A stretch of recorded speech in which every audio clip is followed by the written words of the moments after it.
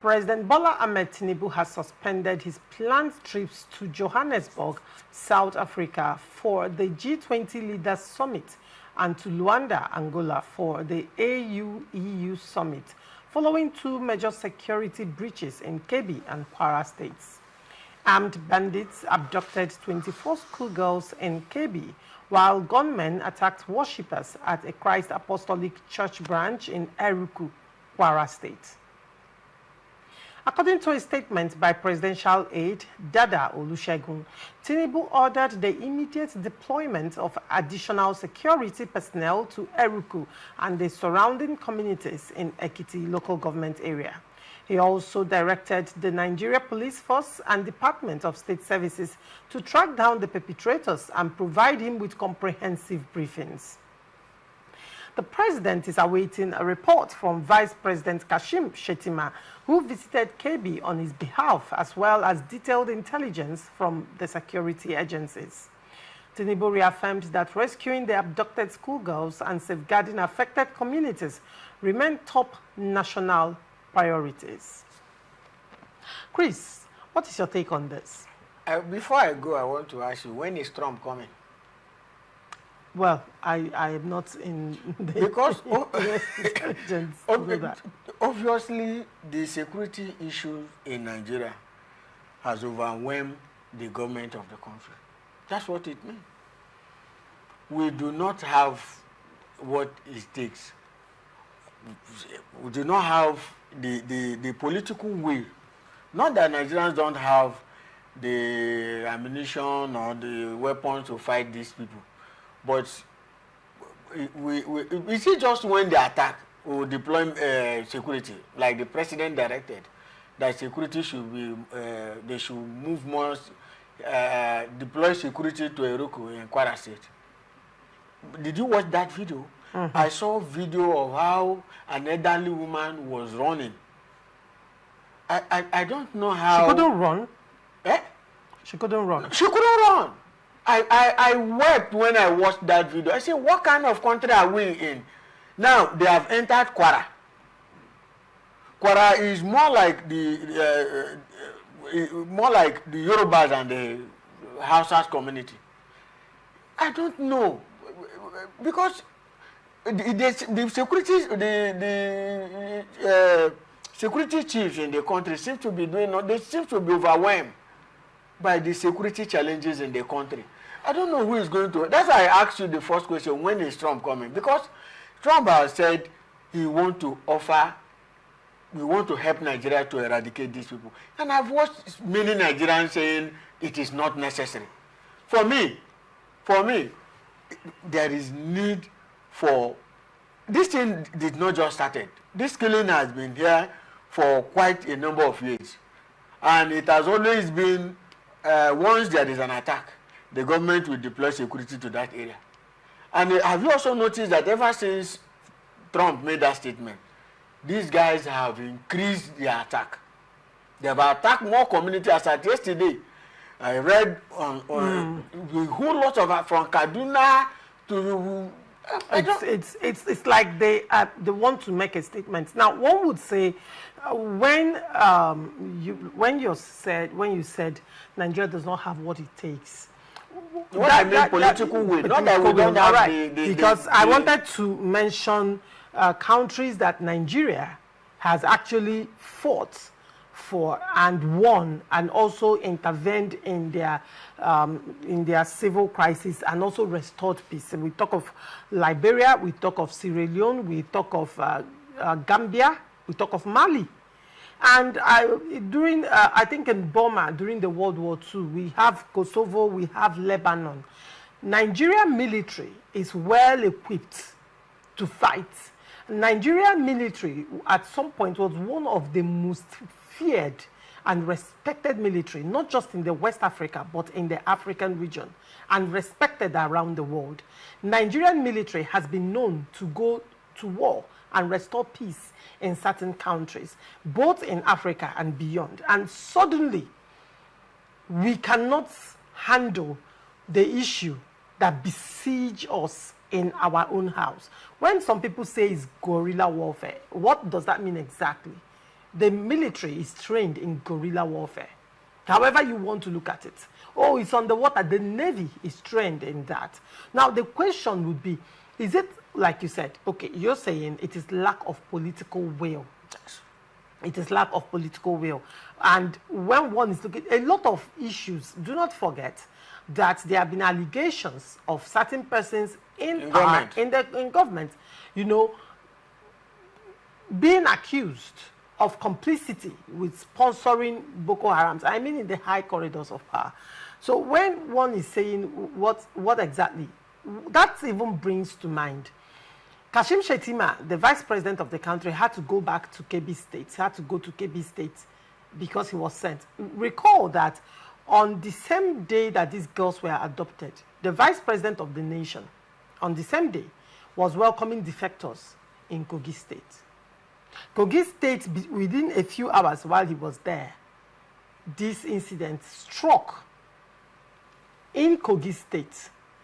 These are the bandits are becoming more emboldened. Do not forget, not too long ago, a governor's convoy was attacked by bandits, and in recent times they've been attacking the political class, which brings to mind what exactly is going on in Nigeria. Now, I watched an interview where one of the intelligence officers was saying that he said a senator, actually, that when he was in the Senate House, brought it up to the Senate, I think in Katsina State, where he said that they had overtaken some communities. He mentioned about 200 communities in Katsina State, and he raised it on the floor of the House. And the Senate president, you know, intervened in that matter. He said security forces were sent, and, you know, that matter was really handled, and displaced residents went back to their communities. And he said in that interview that these people were coming from Zamfara. I think it should be Katsina. I hope so. I'm correct, because he said they share border few kilometers from Zamfara State, which brings us to the Zamfara State governor, who had granted interview in international media and local media, where he openly said they know where they are, they know who these bandits. He said that he knows who these bandits are. He knows where they live. He knows that they live in the communities that they live around them. And he was asked, so why can't you, why are they working? He said, because the security apparatus is not in his hands, that there is nothing he can do. Make it make sense to me. The same Zamfara State that allegations of illegal mining is going on. When you look at a whole lot, I mean, is it making sense? Is it making sense at all?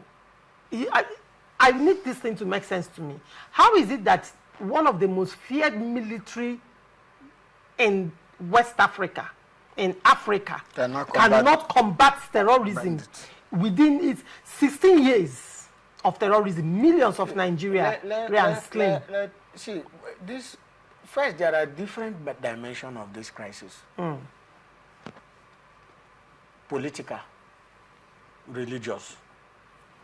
Now, if you look at the history of Boko Haram, where Boko Haram started in Borno, you know that Boko Haram, when the founder of Boko Haram was captured, you know the power play around this capture. Kabiru Sokoto, right? Mm-hmm. I don't want to go into all that. But what I think is some persons, even it happened in Niger Delta, some persons form this group for political reason, for political power. And at a point, because that's one thing about bandits or armed group. Once you give anybody arm and you are no longer servicing that person, the person may use that arm even against your own interest. It's natural. It happened here in Niger Delta, where politicians bought guns for guys and for election. They use it to secure their victory. And after that, they were not servicing these guys. They now use this arm in their possession to begin to terrorize the community, to begin to terrorize even the person and their relative who gave them this arm. That is one aspect of it in the north. when they gave these guys arm for political reasons, they now turn back to use this same gun against them. That's why when some persons say, oh, if they are killing the Hausas now, they are killing the Muslims as well. That's the reason why you see them killing the Muslims. That's number one. For political reasons, some person created this insecurity. Now, another aspect of it is religious. The I listened to the American senator. He said, how can you have an Islamic law under a constitutional democracy? These are two conflicts, two opposing sides. You have Sharia law, you have the constitution. So which one do you obey? Because there are provisions that are in the Sharia law that are also provided in the constitution. So which one do you obey? How can you have a constitution where a law where you say if I say anything against your God, I have committed blasphemy, I deserve to die? How can we be in a country like that? How do you think things will move in a situation like that? That if you say anything against my Jesus, I will kill you. Is it okay? So that's where some of these things are coming from. That's the brainwashing. And people grow with that and feel that their God is superior. If you say anything against their God, you die. And the law allows them to do that. It's also part of the crisis we are facing in this country. So they go on and on.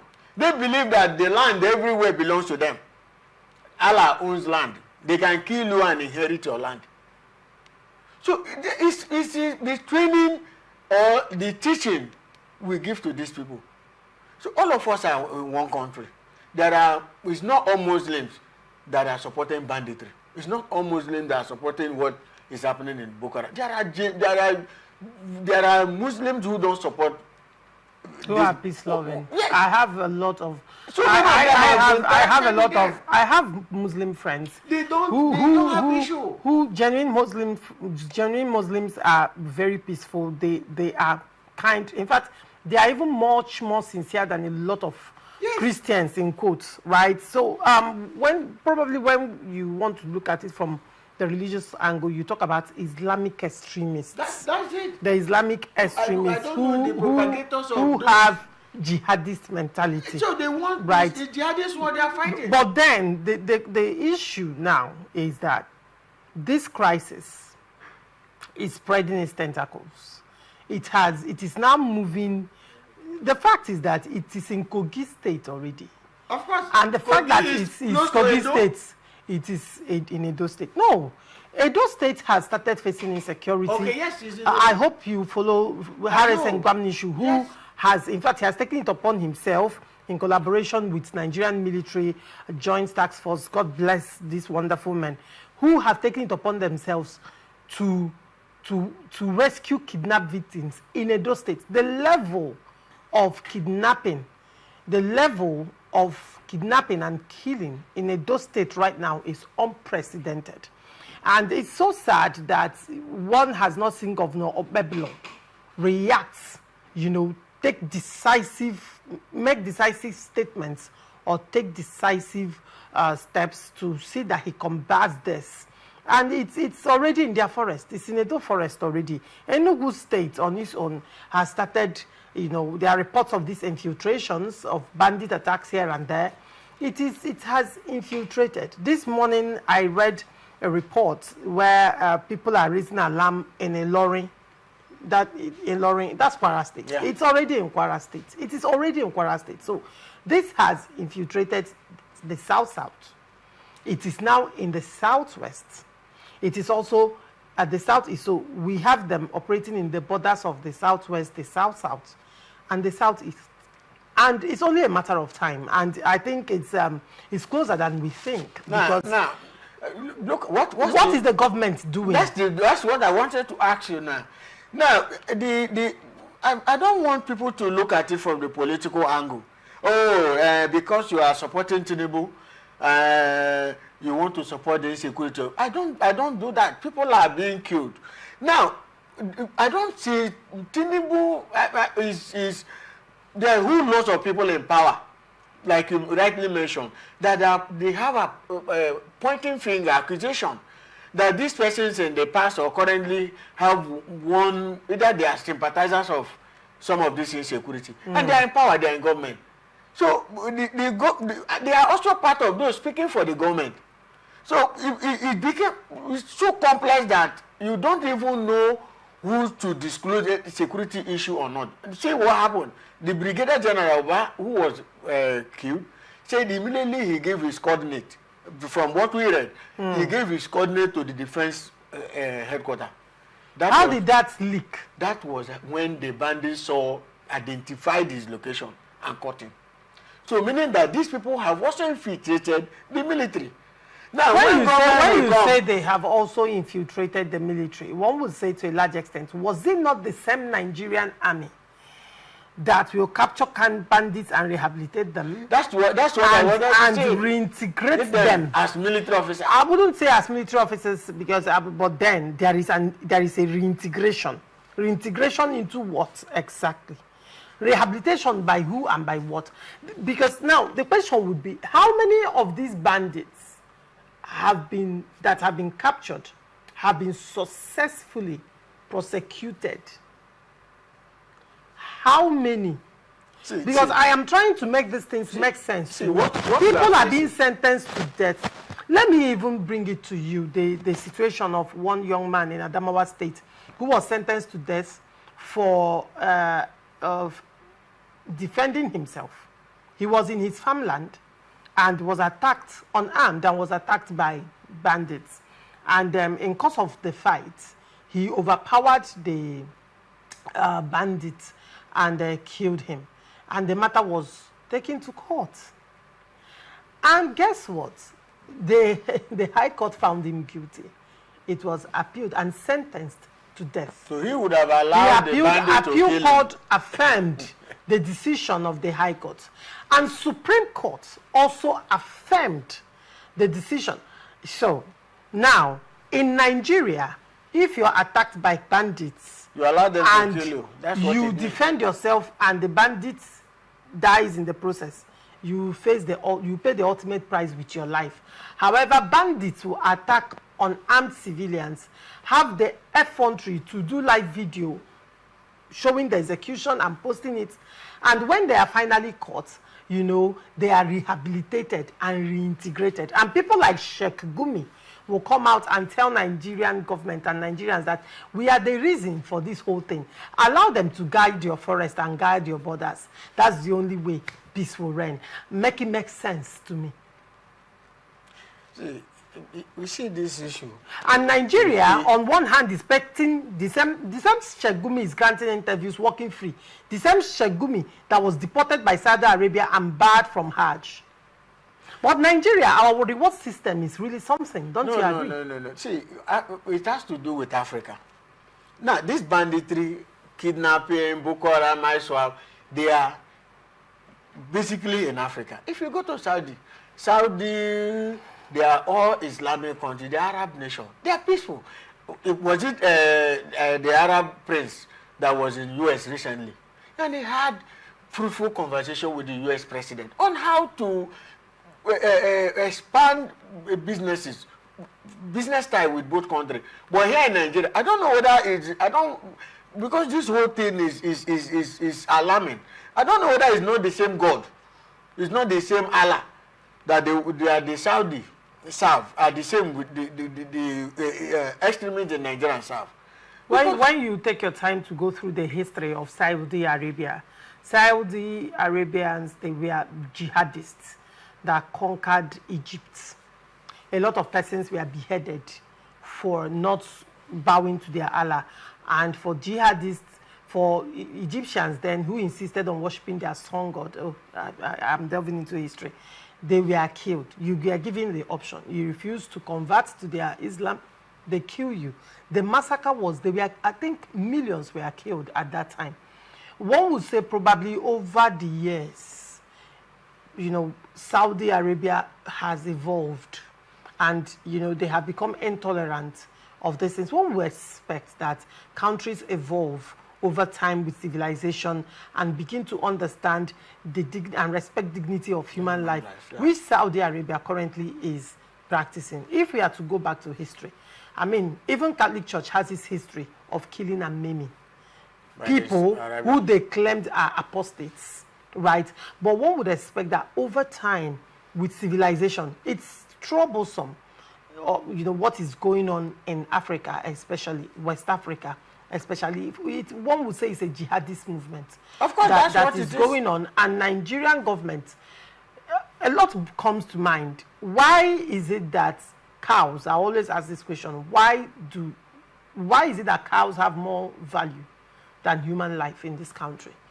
See, these things are from a particular set of people in the country.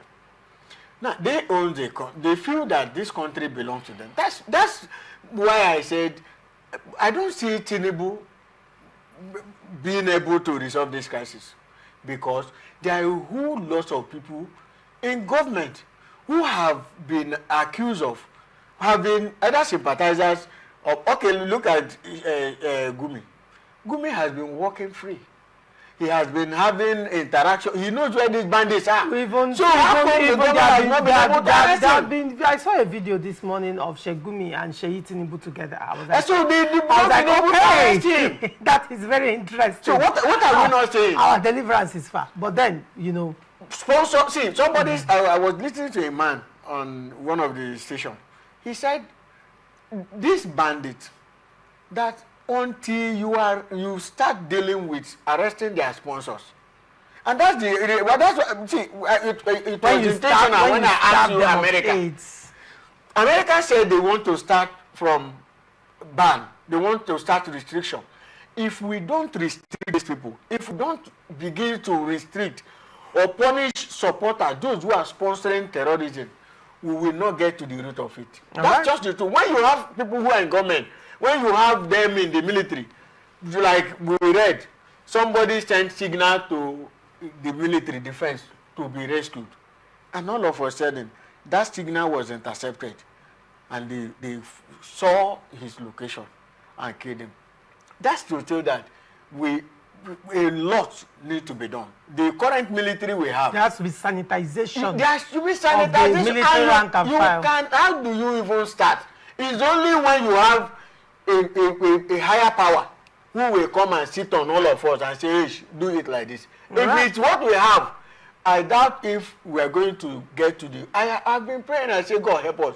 Because by the time this thing gets to the south, the government cannot protect anybody. Now, see what is happening in Kwara. And they kidnapped 25 school children. And I also read, while they were going to rescue them, the soldiers were ambushed.